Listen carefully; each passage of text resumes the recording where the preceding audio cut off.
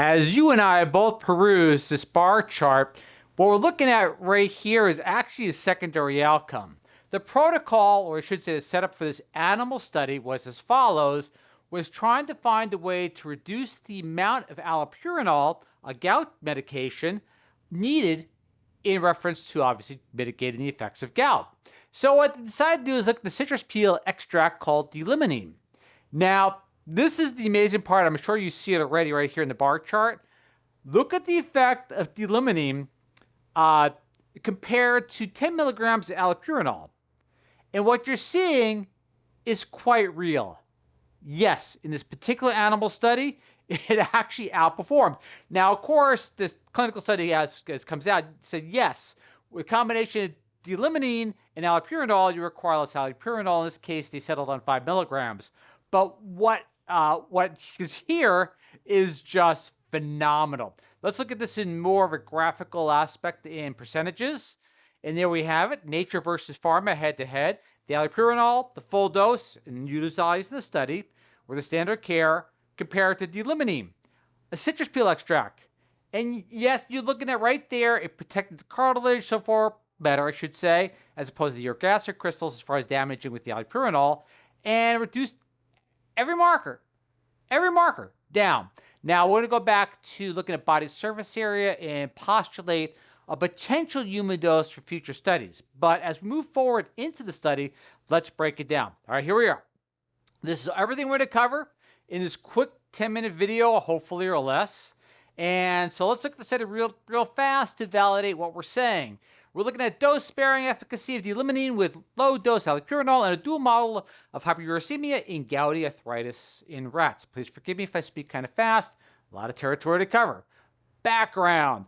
D-Limonene is a food-derived monoterpenoid phyto-compound predominantly found in citrus peels, endowed with potent antioxidant and anti-inflammatory properties. Now, before we begin, the D-Limonene consumption, look at the rise in glutathione peroxidase, or I should say glutathione. It is quite amazing how it raised this antioxidant level. And it's been reported to inhibit xanthine oxidase activity in vitro. The study investigated dose-sparing efficacy of this dietary bioactive compound in combination with low-dose allopurinol using a dual wrap model combining potassium oxalate, which they induced the hyperuricemia, and the monosodium urate triggered gouty arthritis, thereby capturing both metabolic and inflammatory dimensions of gout. Since we have a lot of territory to cover, I want to break up this one paragraph into the full study itself as well, looking at that organ protection for the D-Limonene. Focus on that as well. The D-Limonene seemed to protect the organs quite well in the atmosphere or the environment of this gouty arthritis in this particular animal model. All right, so the roadmap, there we are, look at once more again. Let's get right into it. The D-Limonene, the origins and the hypothesis. Yes, there you have it as far as lipophilic food-derived monoterpenoid found predominantly in peels and essential oils of citrus fruits, orange, lemons, and limes, generally recognized as safe. The redox balancing, that you want to look at real fast as far as basically raising the sodium oxidase dismutase, the catalase, and the glutathione peroxidase. Pretty amazing. And also, too, what it did, it reduces inflammasome. And what that did is this is what causes a lot of the pain associated with elevated uric acid levels.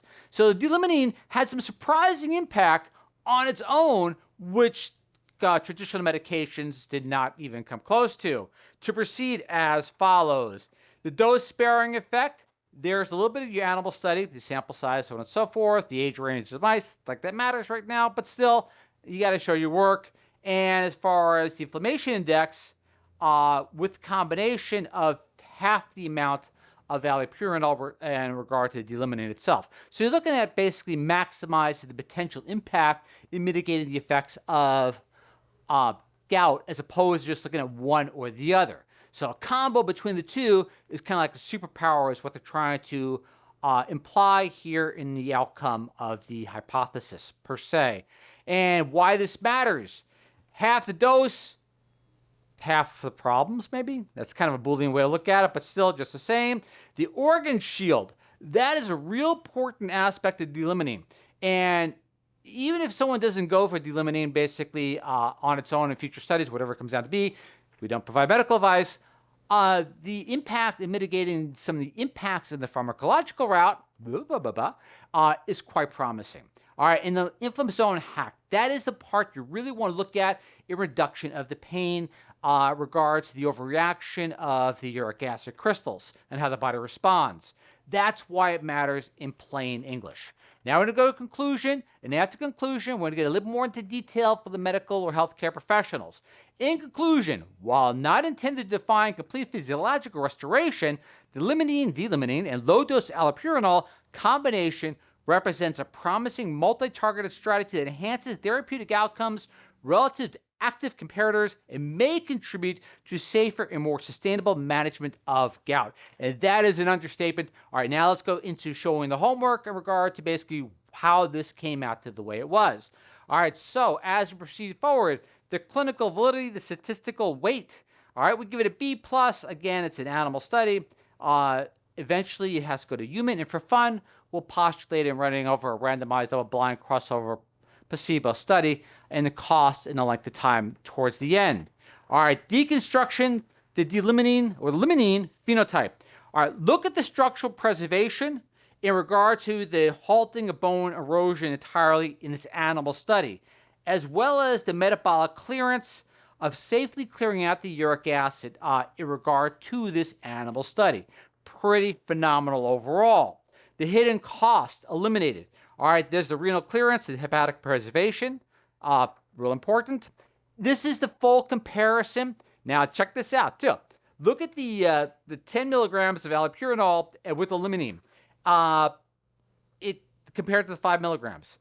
So even that they boosted the dose of the allopurinol, it seems like, for example, lower dose with the limonene even outperformed the full strength with the limonene. So that is all the aspects of looking at it all together. The induction, the methodology, as you can see there, right? Not to bore you too much on that. The healthcare providers. Again, you know you're going to get the question. So I'm going to leave that there real fast as far as organ shielding, the pharmacovigilance, and so on and so forth for the clinical practitioner. All right? So pause that as you see fit. And translating the dose, this is the body surface area analysis. Looking at what we have right there, I don't want to basically make the presumption of by accidentally making a healthcare recommendation, but there you have, according to I think a 130 or 150 pound person, you're looking at 486 milligrams a day. If you want to do the body surface area analysis, I'll show you the mathematical formula in a second, and that's where we're going now. The fun stuff, more detail. Down the rabbit hole we go. The pharmacokinetics and metrics, the swelling, the basing, so on and so forth. The gain, there's your math. As far as the formulas that were utilized in the study itself. All right, the estimated cost to replicate the study. Tell me if I'm wrong, right? The animal study here is pretty darn cheap. You're looking at $29,000. Pretty interesting if you wanted to do the study at college or university to replicate. It seemed like it was not too complex. Now we go into a phase 3 super study, ones that I would enjoy seeing, a 28-week randomized double-blind placebo crossover controlled study with a 4-week washout. That would be an amazing study, except for the fact that it only costs a little over $12,500,000. And there you have the budget methodology and so on and so forth.